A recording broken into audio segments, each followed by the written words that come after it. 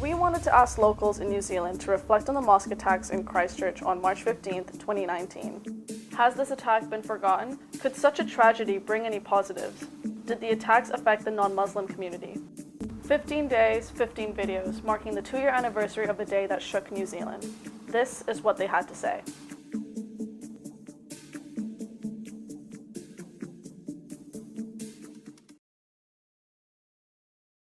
Do you remember where you were and how you felt when you first heard about the Christchurch attacks? Yes, I was sitting in this office, and as news first came through, it was disbelief. I assumed that there must have been some sort of an error made. I did not believe anything like this could happen in New Zealand, and as the reality hit home, it was horror. I was at Police National Headquarters, and I remember it quite vividly, as I had just finished a meeting and I was showing a guest out of Police National Headquarters, and I got a call from one of my police colleagues informing me about it. I remember feeling quite numb and quite distressed upon hearing the news, and I immediately then started planning for our police response, which was specifically our community response to the shooting. Oh, I remember vividly. I was with the Prime Minister. We were in New Plymouth. We were launching our hydrogen roadmap. We'd just been to the climate strikes. I'd left our launch of the hydrogen roadmap and gone back to New Plymouth Airport when I started receiving reports of it. It was straight away trying to ring people that I knew would be at Friday prayer at the mosque. Obviously couldn't get hold of people, and then I think that hour-and-a-half flight with my phone turned off was one of the longest hour-and-a-halves of my life, actually. I got home, spoke to the Prime Minister. We talked about her coming down the next day, whether that was going to be feasible. At that point, there was still a lot of uncertainty around the security aspects, and then we started planning for what was going to happen. I spoke to a friend of mine who is an elder at the mosque and talked about the possibility of the Prime Minister meeting with the communities the next morning, and also spoke to Gamal that evening as well, the Imam from Al Noor, about the possibility of the Prime Minister coming down and really wanting to gauge from the community whether this would be support or a burden. What we didn't want to do as a government was to place more burden on a community that was obviously just reeling. Would you say that xenophobia or intolerance is something that's common in New Zealand? No, I wouldn't. And I guess there's always, in any culture, there's always people having different feelings, strong feelings, and unfortunately some unpleasant feelings about certain parts of the community. But I wouldn't say that that was something that was conscious in New Zealand until the events of in Christchurch, and I think it was in part a wake-up call to New Zealanders to realise there are some evil people out there. Barring a few people who still continue to hold some terrible views, barring that very, very small majority, everybody felt like they wanted to do something. I got so many messages from people saying, how can we help? Where can we donate? What can we do? We just want to demonstrate how much sadness we have for the community and how we want to let them know that they are in our hearts. And I think I'm so proud of my city and I'm proud of my country at the way we responded. I cannot say enough about the people of Aotearoa, about how they responded. It was magnificent, and yeah, I'm very proud of that. It makes me very emotional to think that, it takes such a terrible event to happen, but it did, and it demonstrated the best that people can be. Say that post 15th March, xenophobia and racism has become much more heightened. People are more aware of xenophobia and racism. I think xenophobia and racism has always been there in New Zealand. It's just become much more visible since 15th of March. I don't think we can deny that intolerance exists in Christchurch or in New Zealand. Intolerance is something that each and every one of us has to ensure that we're doing a bit on a daily basis to make sure we're building the kind of inclusive communities and societies that we want. I don't think that tolerance is the opposite of intolerance. I don't think we should ever just tolerate people. That's not the way I think that we build the kind of society and neighbourhoods and communities that I envision. It's about celebrating, it's about understanding, and I think that actually friendships are one of the most important things about building inclusive neighbourhoods and communities. It's getting to know each other as humans, I think, is the really important thing. It's not about, once a year that you have a multicultural festival and people go and watch people dance and sample food. That's really good and really important and something that we should do, but I firmly believe that it's actually friendships and human interactions that will build the kind of understanding and inclusive kind of New Zealand that I want to live in. Have you ever directly or indirectly witnessed any Islamophobic or racist behaviours before or after the event? I think the only thing that we've seen is the recent events of a misguided young person here in Queenstown who went around putting up slogans and posters and things. That's the only direct activity I've seen. I work closely with our ethnic communities in New Zealand, our Muslim communities in particular, and unfortunately, both prior to the 15th of March and after the 15th of March, we have seen numerous incidents that have involved our Muslim community. Shockingly, it has also involved family members of victims from the Christchurch shootings. Intolerance in New Zealand. Being a Pacific Island woman in a city that is quite monocultural, I have experiences myself of where people, don't behave as well as they should be.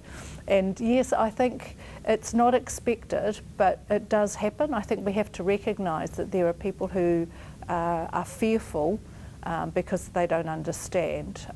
And, coming from the Pacific community that in its own time had struggled to integrate well into New Zealand society. I think we know it happens, and I think we do everything we can to deal with it. But there's always going to be opportunities of challenge that come up.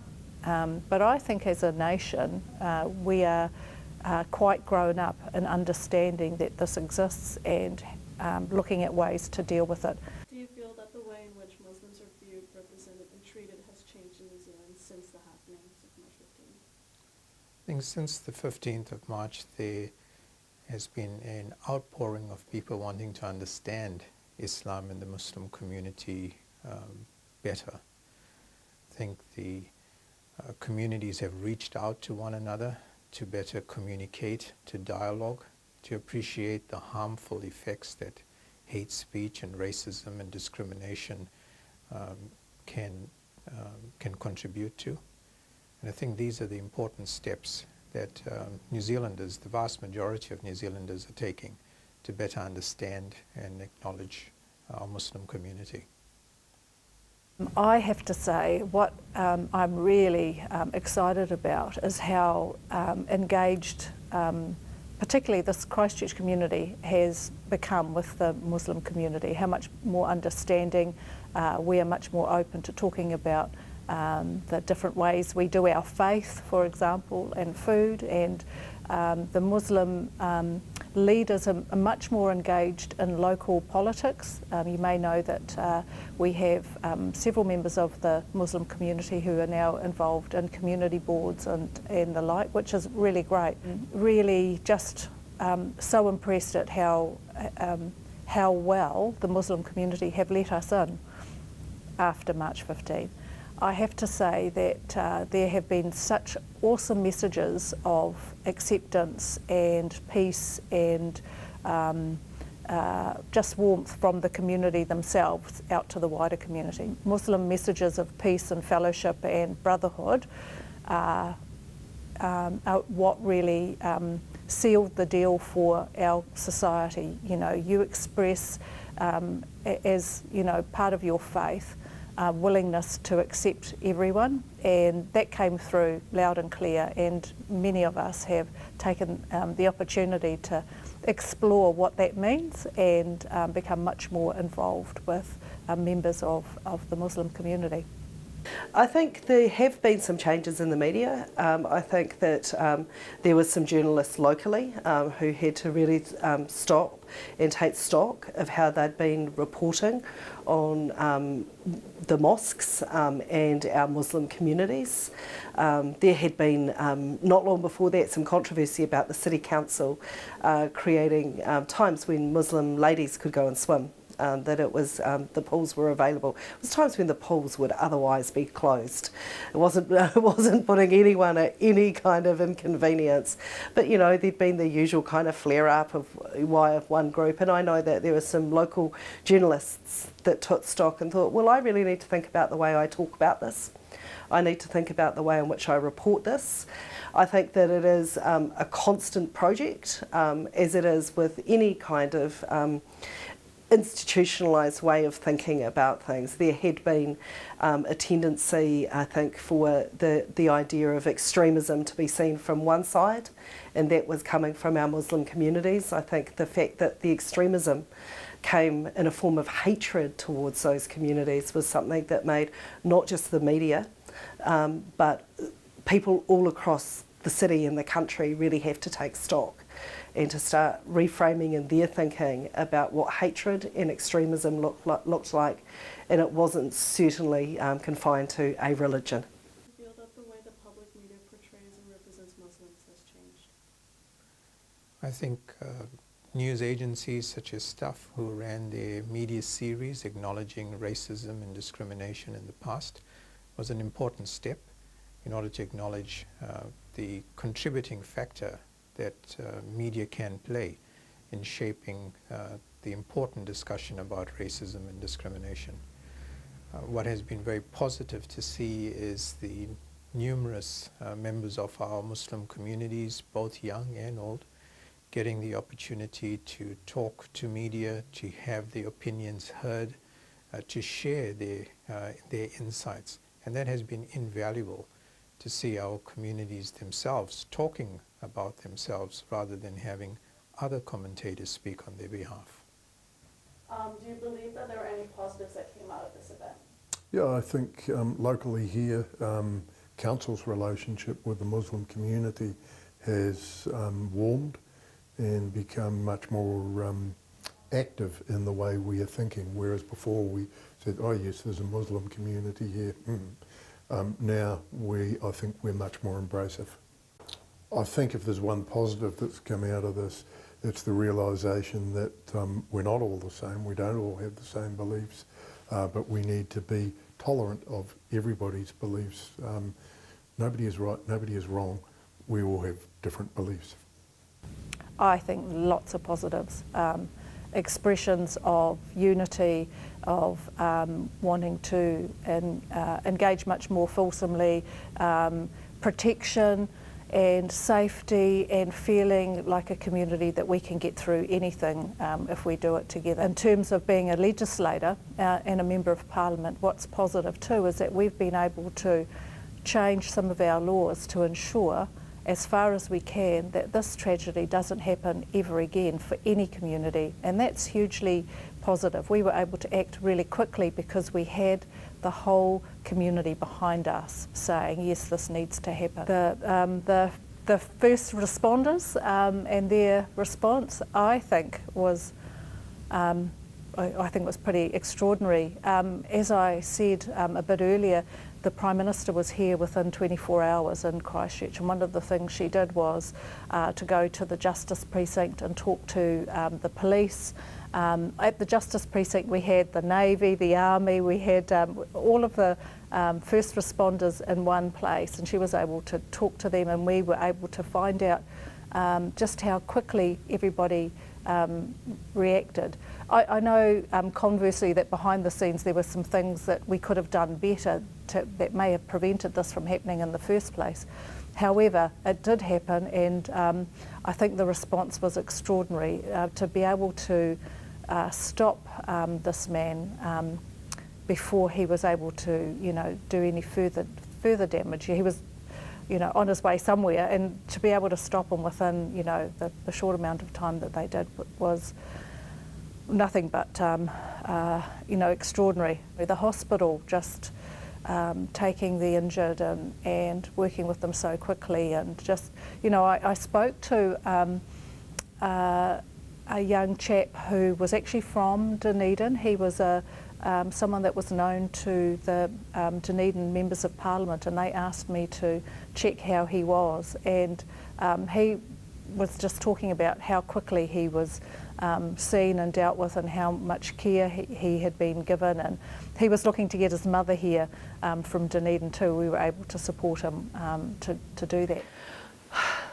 I mean, I'm the kind of person that thinks you always do have to look for the positives, even in the darkest of situations, and this certainly was one of the darkest events in our city and our country's past. The fact that a terrorist attack that was just founded in hatred like that happened, not that far from where we're sitting today, I think is something none of us ever expected to see in our lifetime. But if I am to think, well, it's happened, what are the things, the opportunities that we need to take from it? I think it is that we do have stronger connections between our Muslim and non-Muslim communities. I think that it's also that it's given the rest of Christchurch and the rest of New Zealand an opportunity to learn and see what Islam is about, and the fact that these are people living their lives in our city, kids going to school, they're going to work, their religion is hugely important to them, but fundamentally they are our brothers and sisters, they are our neighbours, and it is, as the Prime Minister said, we are one people.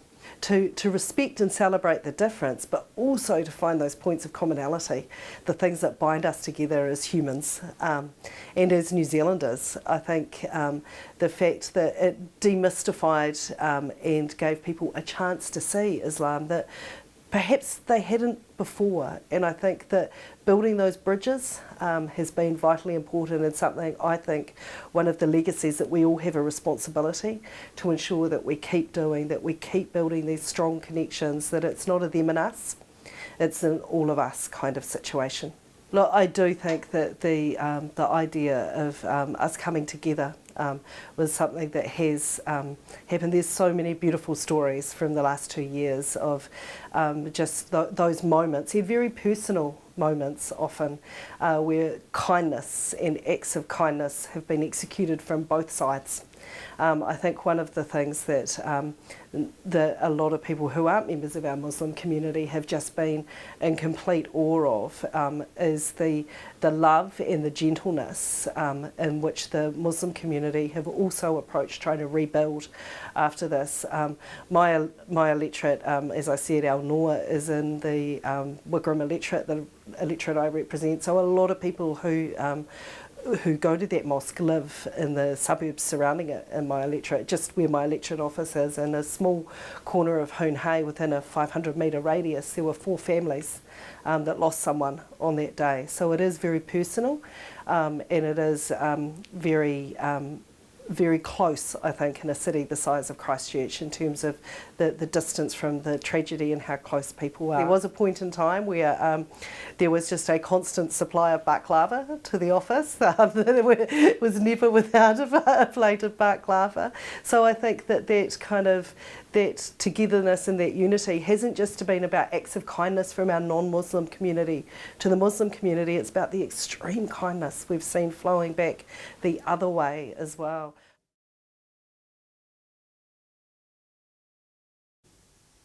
There's words that are called cold comfort. And the cold comfort that anybody can take from this is that many of our communities have now found their voice, and that has been important. I think there has been where our communities have basically stated that they want to be heard. They want their opinions to be heard. Their voice matters. And that has come through very, very strongly. I think there's a much deeper acknowledgement about hate and racism and discrimination and the effect that can have. This has come more to the fore, where this is more openly discussed. Prior to the 15th of March, there was much debate and discussion about whether there is racism and discrimination in New Zealand. A sense of false security that this was not occurring. Many prominent New Zealanders were talking about race and discrimination, and in some cases they weren't believed, or it wasn't acknowledged about the scale of it. So I think since 15th of March there is a greater awareness about race and discrimination. The 15th of March demonstrated an outpouring of compassion and empathy with our Muslim communities. Caused many New Zealanders to stop and to reflect about their place in our country and their actions, and what type of a society we all want to grow up in, we all want to live in. And I think that the events of 15th of March will resonate well into the future in shaping how we treat one another. Look, post the event, I think I'll reflect back on my feelings at the time, which, as I said, were feelings of horror. I still can't quite get my head around the fact that that happened in New Zealand. We've always been such a safe country that these things just don't happen here.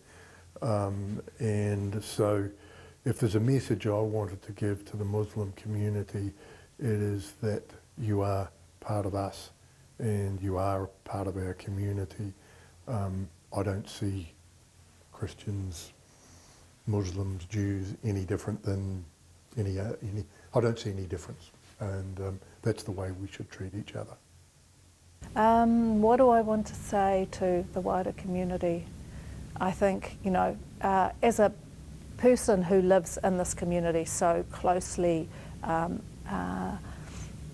attached to particularly the Linwood Islamic Centre, I just want to thank you personally for calling me sister and opening your arms to us and allowing us to do what we needed to do on that day, which is wrap our arms around you. It probably wasn't easy, considering what a difficult time you were going through, and it would have been easy to just kind of withdraw within yourselves as a community, but you did not. You opened your arms to us, and we were able to embrace you. And to the wider Christchurch community, thank you for being those arms that wrapped around our Muslim brothers and sisters, not only on that day but in the years since, and continuing to do everything you can to integrate them into our society as, fully participating members of the Aotearoa New Zealand society. And the more that we learn, the more that we can embrace and enjoy each other in all of our wonderful sameness and our wonderful difference as well. Extraordinarily hopeful for the future, that this has been a chance for us to reset and think about the values that we hold most dear, which are, love, peace, compassion, and understanding. And thank you for allowing me to be part of this. I think if we're going to take anything out of this terrible tragedy and what it means for the future, because I think that is what we owe each of those people that lost their lives or were injured on that day, is to be thinking about the future and how it is that we can build a better world because of what happened. It's really an understanding that this isn't just a single moment in time. building the kind of world that we want. It takes constant effort from all of us to make sure that we're continually on a journey of trying to understand each other more and find those common factors in humanity. Respecting the way people dress, as talked about in the way in which our police have made moves to be more inclusive, making sure that we've got ways in which we can have people from different communities come in and be part of all parts of our society. But this doesn't happen by accident. It takes leadership, not just from politicians and prime ministers. That is important, and I think our Prime Minister showed that leadership over the last 2 years, but it takes individual leadership from each of us every single day to make sure that we are building that kind of world. And I think if New Zealand's got anything to teach the world coming out of this, we didn't know what to do on the afternoon of March 15. We'd never experienced anything like this. But actually it was going back to being a good human. What is it that you should do when you want to care for people, when you do want to actually just be empathetic to a tragedy that is going on around. It wasn't about, how is this going to be perceived politically? It's about what should I do to extend the kind of comfort that a community required in the face of such a tragedy. My role on the 15th of March was to support our police response to the tragedy. And what that meant was that I immediately contacted a group of Muslim community representatives. I left for Christchurch that evening on the 15th of March with our Deputy Commissioner of Police. In and amongst this tragedy, we knew that families would need information. They would need to have personal briefings. There was also the arrangements that would need to be made in order to culturally and religiously look after those that were martyred and those family members that were injured. What counts in life is not the mere fact that we have lived, but it's the difference that we have made to the lives of others that will determine the significance of the life we have led. This is a quote from Nelson Mandela. I grew up in South Africa and his presence cast a long shadow. And I always reflect on these words because it states that there has to be a higher purpose to your contribution that you make. And I think that the contribution our Muslim communities have made to New Zealand, as well as those that were tragically lost, have contributed significantly to shaping the future for New Zealand. A future that is one that is based on equality, that is based on respect, that is based on understanding. It is a place where all New Zealanders can live peacefully. The sacrifices and the tragedy out of 15th of March demonstrates that commitment that all of us can make to a more peaceful and just New Zealand. I also want to add that the choices that we make going forward need to be choices that we make out of hope, not choices that we make out of fear. And the hope that has been evident right across our communities has been one where they want to work together for a better nation, for a safer New Zealand, and for a safer world. And for that, we acknowledge and we thank our Muslim community